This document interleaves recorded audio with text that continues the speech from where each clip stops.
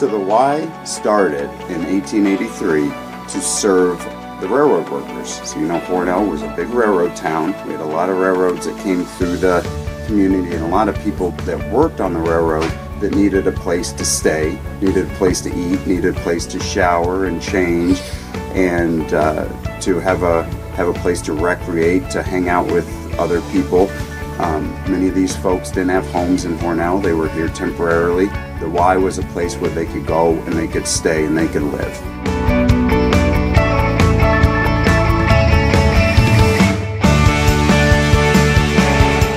So Father James Early, who is the pastor of St. Anne's Church here in Hornell, often ministered to the men that worked on the railroads in Hornell. And the story is that one evening he got called out to minister to a young man who had been injured on the railroad, and at that time he decided what our community needed was a hospital. So with his life savings of $5,000, he purchased St. James Mercy Hospital. That was on February 13th, 1890. He died 3 days later, on February 16th, 1890. He was a sick man himself at the time, but what he did in those 3 days was lay down the bylaws for the organization, probably the most important being that the Sisters of Mercy would come and run the hospital.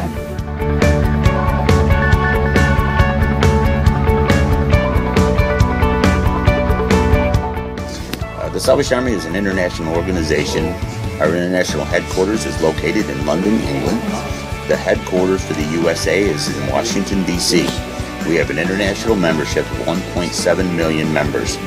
The Salvation Army began in the USA in 1880 and in Hornell in 1895. We have been serving the public ever since. We opened our current location in 1969. This is the building on Canasteel Street, which was right across the way here, past the highway, that we were in back before 1969.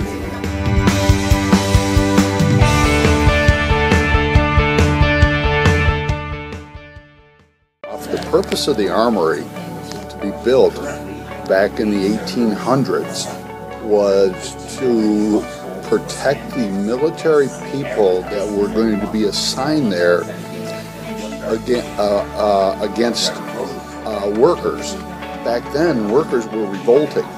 Okay, so the state of New York wanted some sort of a military force to help control the worker.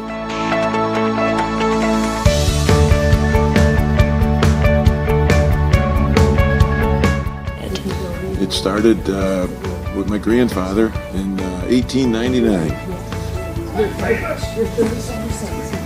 It's been in business ever since. My grandfather was started out, and then he was in with a couple of other partners from time to time, until eventually in 1927 my father graduated from law school and came in, and they formed the partnership Schultz & Schultz, which is what it is today.